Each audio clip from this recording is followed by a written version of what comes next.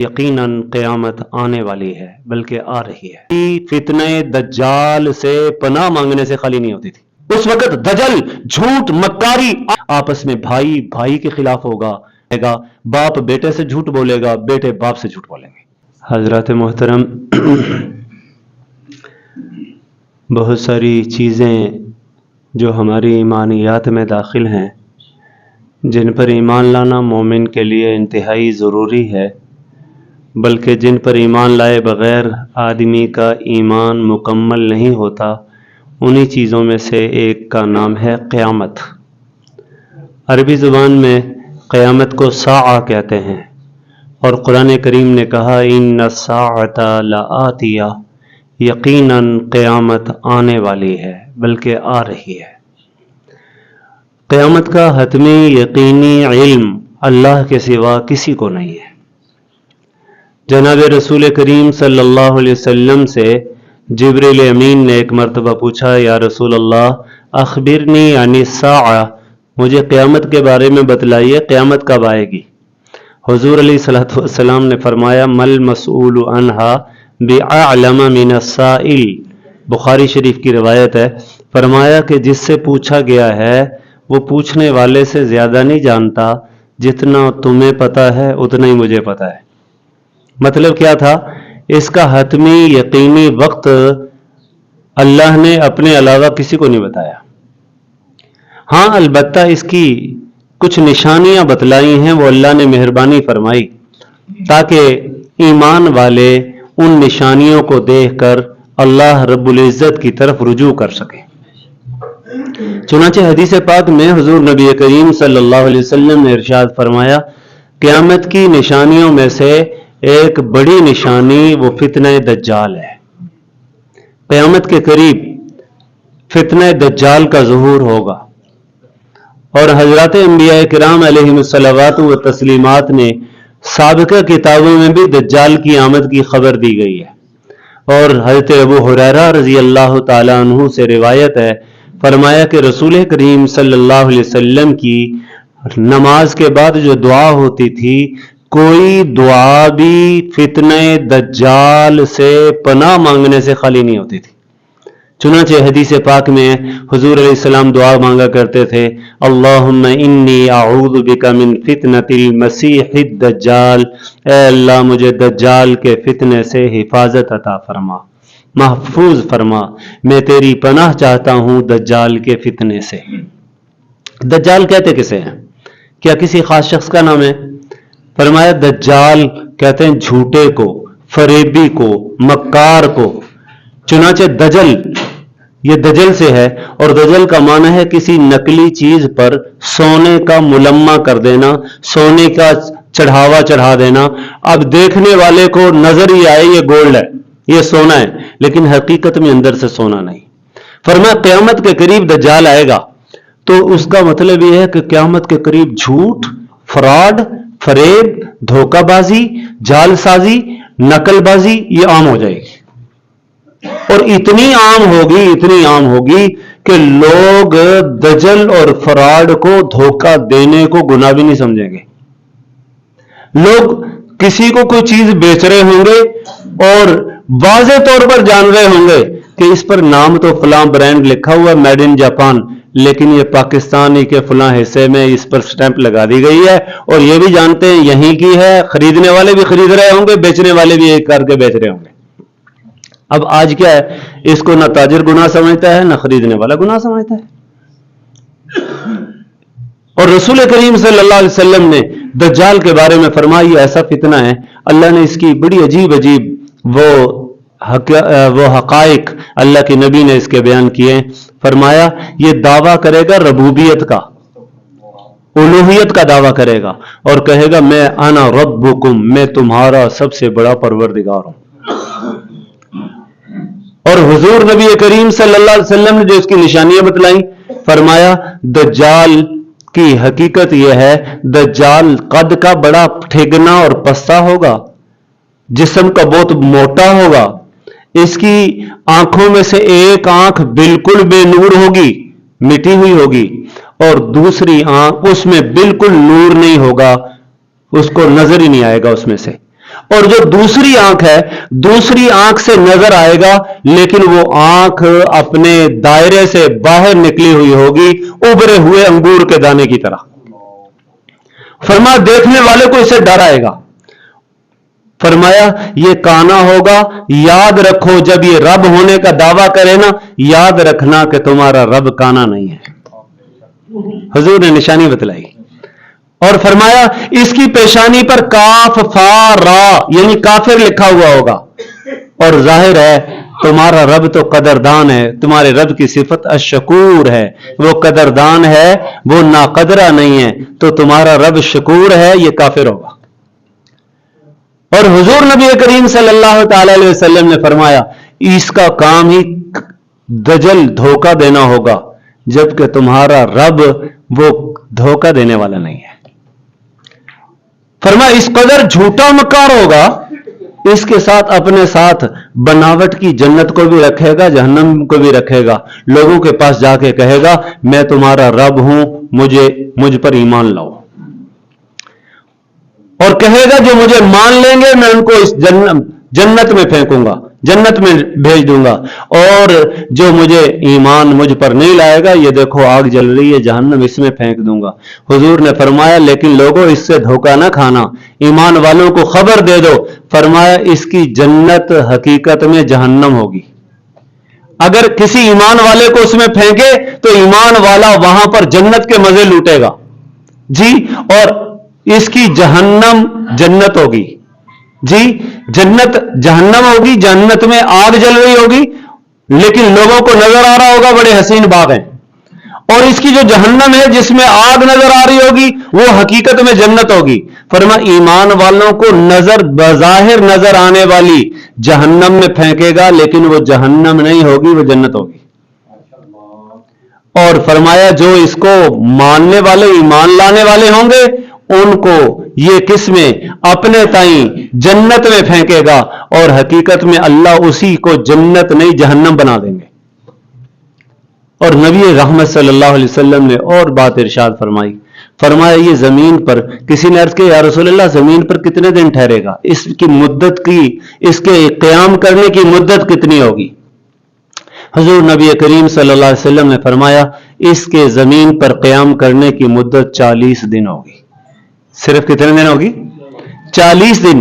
لیکن فرمایا وہ دن عام دنوں جیسے نہیں ہوں گے, پہلا دن 1 سال کے برابر ہوگا, دوسرا دن 1 مہینے کے برابر ہوگا, تیسرا دن 1 ہفتے کے برابر ہوگا. 3 دن نکل گئے, باقی 37 دن رہ گئے. اور فرمایا باقی 37 دن عام دنوں کی طرح 24 گھنٹے کے ہوں گے.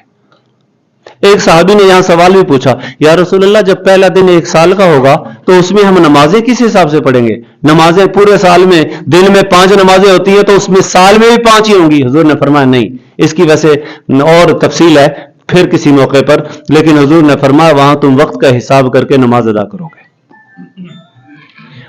اب یہ ظاہر ہے 1 سال, پہلا دن 1 سال کا, دوسرا 30 دن کا, تیسرا 7 دن کا, یہ 1 سال اور کتنے ہو گئے 37 دن ہو گئے, اور باقی 37 دن تو گویا 1 سال 2 مہینے 14 دن کے برابر اس زمین پر قیام کرے گا. لیکن اس کو قوت اور طاقت اتنی ملی ہوگی. حضور سے پوچھا گیا یا رسول اللہ صلی اللہ علیہ وسلم زمین میں اس کی برق رفتاری, اس کے پہنچنے کی مدت کیا ہوگی؟ حضور علیہ الصلوۃ والسلام نے فرمایا یہ ان بادلوں کی طرح تیز چلے گا جس کے پیچھے ہوا لگی ہوئی ہو, اور ہوا ان بادلوں کو آنن فانن جناب ایک خطے سے دوسرے خطے میں پہنچا دیتی ہے نا, ایک جگہ سے دوسری جگہ منتقل کر دیتی ہے.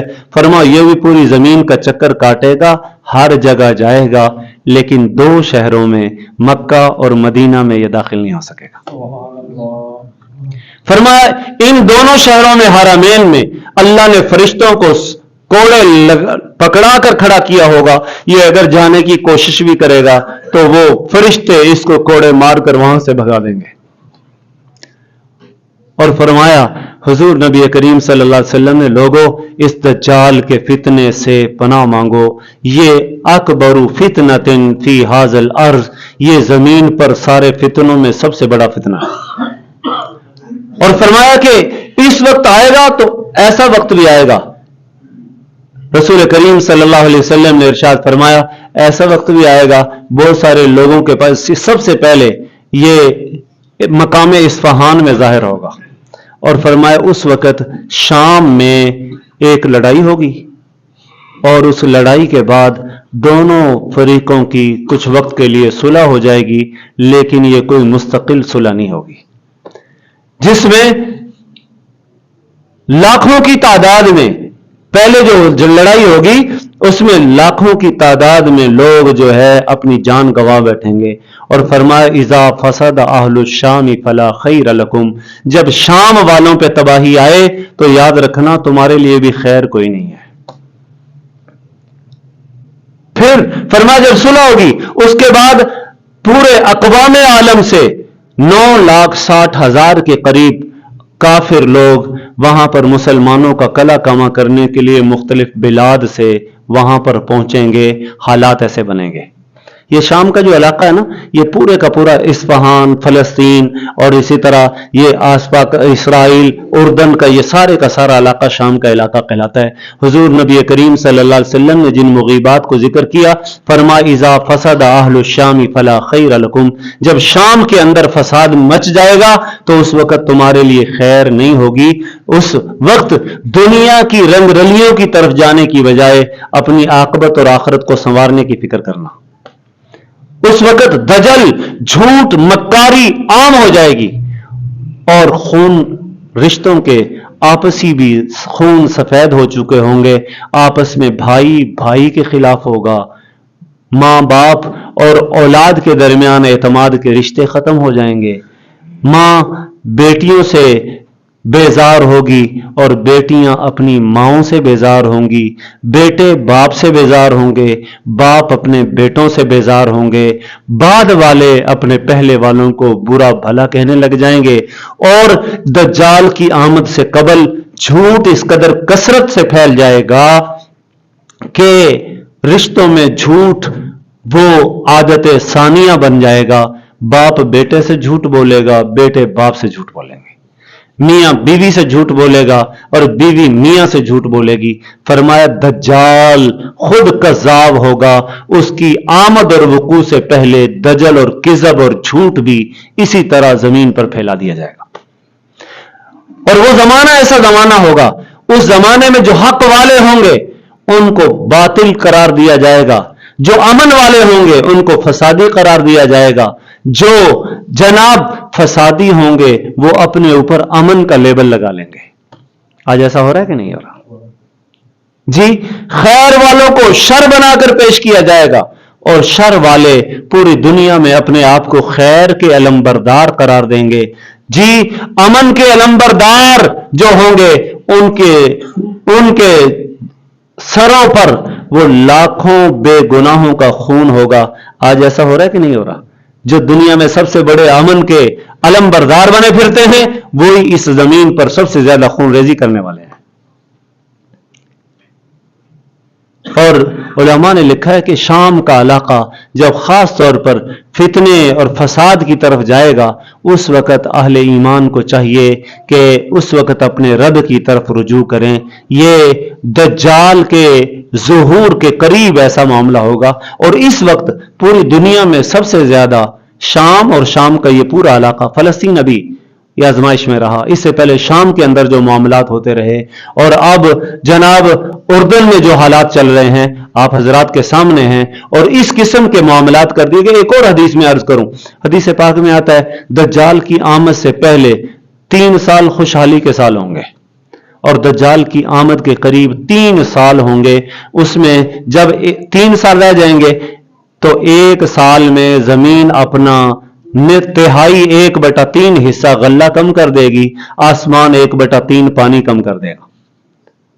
फिर जब दज्जाल की आमद में 2 साल रह जाएंगे, 1 साल गुजर जाएगा, 2 साल रह जाएंगे, तो दूसरे साल में जमीन अपने 2/3 2 तिहाई गल्ले कम कर देगी और आसमान अपना 2/3 पानी कम कर देगा। और फिर जब दज्जाल की आमद में आखिरी साल होगा तो उस वक्त जमीन जनाब अपना पूरे का पूरा गल्ला कम कर देगी और आसमान पूरा का पूरा पानी कम कर देगा, जिसकी वजह से शाम के हिस्से के खित्तों में भूख, इफलास और कहत साली इस कदर शदीद होगी कि जिसकी वजह से लोग एक दूसरे के हाथों को, आज़ा को खाना और मर्दम खोरी तक जाएंगे लोग।